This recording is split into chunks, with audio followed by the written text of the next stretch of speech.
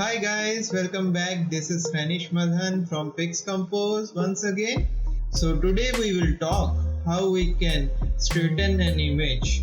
So basically for that we have to go to the crop tool. Here you can see the crop tool. C is the shortcut key for this. So in this image we will straighten the image along the table. So for that, with the crop tool active, I will go to the straighten, click here in the options bar. This is the straighten command. Now click on the one end of the table and move to the other end and leave the left mouse button here.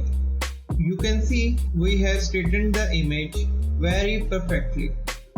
We can use that. We can even crop that according to our need.